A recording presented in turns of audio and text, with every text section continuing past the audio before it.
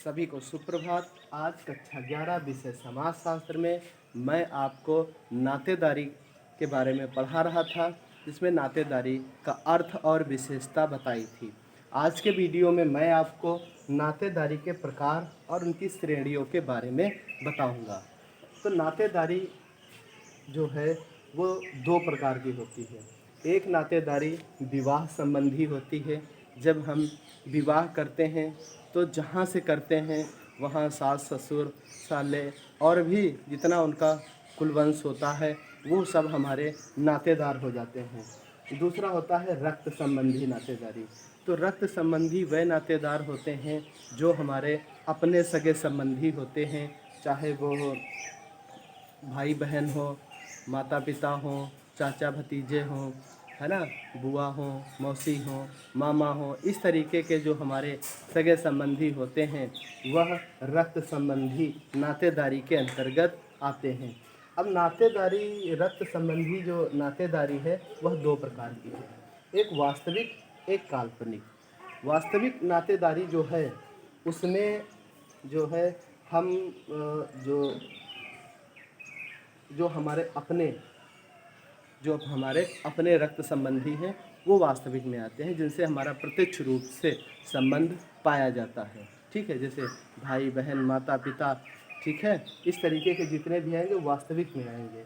इसे हम जो है दूसरा क्या है, काल्पनिक। काल्पनिक में वह आते हैं नातेदार जो अपने सगे संबंधी नहीं होते हैं लेकिन सगे संबंधियों के ही पद के बराबर होते हैं। जैसे गोद लिया हुआ पुत्र, दत्तक पुत्र जो होगा वह काल्पनिक नातेदारी के अंतर्गत आएगा। ठीक है, और जो है उसके बाद हम देखते हैं नातेदारी की श्रेणियाँ। तो नातेदारी की 3 श्रेणियाँ बताई गई हैं, प्राथमिक नातेदारी, द्वितीयक नातेदारी और तृतीयक नातेदारी। तो प्राथमिक नातेदारी वह नातेदारी है जिसमें पति पत्नी, बच्चे, भाई बहन, है ना, पिता पुत्र, इस तरीके के जो होते हैं वह प्राथमिक नातेदारी के अंतर्गत आते हैं। द्वितीयक नातेदारी के अंतर्गत दादा हो गए, क्योंकि वो पिताजी के पिताजी हैं, द्वितीयक हो गए। दादी हो गई, यानी कि माँ की माँ है, स्तर पर है, उस पद पर हैं। चाचा जो पिता के भाई हैं, मामा जो माँ के भाई हैं। इस तरीके से इसमें हम साला भतीजा, नाना नानी, देवर भाभी, तो देवर भाभी तक ये सब द्वितीयक नातेदारी के अंतर्गत आते हैं।